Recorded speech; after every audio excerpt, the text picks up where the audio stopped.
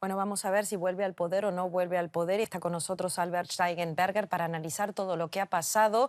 Sin duda, un día negro para el legado de Lula da Silva y Dilma Rousseff. ¿Qué tal, Albert? Muy buenas noches. Buenas noches. Te propongo que te quedes aquí conmigo porque tenemos una conexión directa con la persona, con nuestra persona que está Claro. en Río de Janeiro, que es Arturo Lescano. ¿Qué tal? Muy buenas noches. Allí la Cámara de Diputados de Brasil, por supuesto, aprobó la apertura de un juicio político.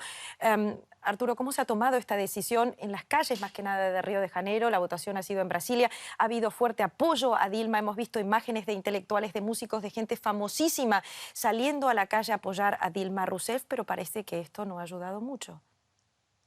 No, y eso que también ese apoyo se reprodujo, lo hemos visto a lo largo del día en Río de Janeiro, en Sao Paulo, en Brasilia, especialmente en las horas de la mañana en las que hubo actos de ese corte cultural, incluso festivo, sin el calado de reivindicación, obviamente, que tuvieron las que tomaron parte a partir de la tarde y desde que comenzó la votación a las 2 de la tarde, 7 de la tarde, hora de Berlín. A partir de ahí se empezaron a llenar las calles de la gente que aún ahora están celebrando, eufóricos, se escuchan fuegos artificiales en varios barrios de Río de Janeiro. Euforia desmedida, como digo, igual que pasa en Sao Paulo y en Brasilia, en algunas zonas, no en todas, es obvio, seguramente en la proporción que la soberanía popular en este caso ha depositado en el Congreso, y a partir de ahora pues queda un camino todavía por completar para los pro-impeachment y, como ya lo has dicho, es el Senado el que tomará la última palabra. Y ya vamos a hablar de eso en unos minutos, en unos segunditos contigo, cuál es el proceso a seguir, pero está, como ya dije, Albert Steigenberger con nosotros para analizar a fondo lo que está pasando. Albert, personalmente, Lula da Silva ha tratado durante toda esta semana hablar con los diputados, convencer con los diputados para cambiar el tablero en contra, perdón, a favor de Dilma Rousseff. No lo ha logrado. ¿Qué es lo que ha hecho mal?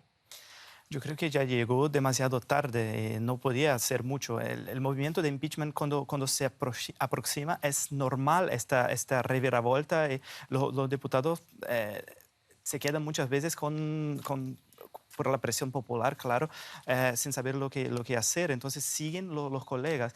Pero el problema es la señal que eso que da para el país, que es una cosa de, si eres presidente y no tiene el apoyo del Congreso y no sabe jugar con el Congreso, no puede ser presidente. Y esto, la manera como miramos la política es hecha en Brasil, esto es muy malo porque claro, la negociación en Congreso muchas veces se pasa de una manera ni siempre legal.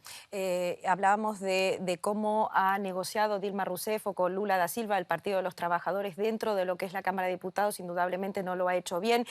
Arturo, ¿cuánto inhabilidad política ha habido por parte de Dilma Rousseff para llegar hasta aquí, hasta impeachment? Es una pregunta larga y se refiere a todo el mandato seguro de Dilma Rousseff desde la reelección, en realidad, cuando ya se dijo que no tenía tanta mano izquierda, tanto carisma como ha tenido Lula da Silva, y que depositaba en cargos, incluso aliados, no siempre del riñón del PT, demasiadas responsabilidades que al final se le volvieron en contra, y a partir de ahí no ha sabido articular, como se dice aquí en Brasil, los apoyos políticos y recabar todas las alianzas que debería para intentar vadear, evitar este impeachment. Así que a partir de ahora lo que queda es sumarse y empezar a mirar los días que quedan para la comisión del Senado, después para el plenario, y parece que no va a tener tantos apoyos como decían tener en el Congreso, así que no le espera un futuro demasiado halagüeño a Dilma Rousseff, visto lo visto hasta ahora. Se ha hablado, en las primeras agencias que hemos recibido recién, se ha hablado de quizás un pedido de elecciones anticipadas. Arturo, ¿nos puedes confirmar esto por parte del Partido de los Trabajadores? Tú estás allí. Así es una de las cosas, una de las líneas de defensa, entre comillas, que busca el Partido de los Trabajadores. Hace unos minutos terminó una rueda de prensa del abogado general de la Unión, que viene a ser el abogado del gobierno, José Eduardo Cardoso, en el que ha dicho un poco de todo, resumiendo ese papel, digamos, victimista, valga la expresión, que ha buscado en los últimos días y semanas tanto el PT como la propia Dilma Rousseff, aludiendo de nuevo al golpe, aludiendo que es un día triste para la democracia brasileña, y ha dicho una frase referida a la presidenta: si alguien piensa que se va a doblegar, que no lo espere, ella va a seguir hasta el final luchando por su presidencia, que, recordemos, puede ser apartada transitoriamente, aproximadamente dentro de 20 días, cuando se cumplan esos plazos del Senado, y a partir de ahí quizás ese paso no suponga ya una vuelta atrás al Palacio de Planalto para Dilma Rousseff. Vamos a hacerle esta pregunta a nuestro analista en el estudio de la oficina de Deutsche Welle de Brasil. ¿Los días están contados para Dilma Rousseff?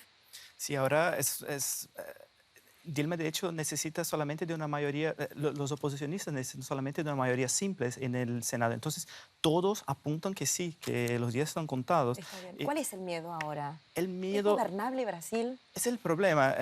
El miedo más grande sería que pasara algo como pasó en Argentina, con un cambio muy en un corto plazo de muchos presidentes. Pero el más importante ahora es mirar cómo Temer, las estrategias de Temer para unificar el país, porque el discurso del gobierno es que no tiene legitimidad y de hecho la popularidad de Temer también es muy baja y tiene un proceso de impeachment contra él. Entonces puede ser, y claro, porque todo lo que pasó, las causas del impeachment contra Dilma son las mismas, podrían ser las mismas contra Temer, porque Temer firmó todas las leyes de pedalada fiscal, que llaman las maniobras fiscales, que son la causa del impeachment de Dilma. Pero Dilma puede salir también como cuando buscan un culpable para la crisis. Entonces el culpable ya está fuera y ahora empieza un nuevo gobierno. Hay que mirar. Arturo, no sé si estás ahí. ¿Los Juegos Olímpicos serán inaugurados por el vicepresidente? Eso parece, si se cumplen los plazos que hemos dicho. El 5 de agosto son los Juegos Olímpicos y quién iba a decir hace apenas un año, hace dos, cuando Dilma Rousseff escuchaba silbidos en la inauguración del Mundial, el propio Joseph Blatter, expresidente de la FIFA, pedía fair play a los brasileños. Bueno, 2 años después podría suceder, si se confirma lo que hoy ha empezado con el proceso de destitución a partir del Parlamento, del Congreso.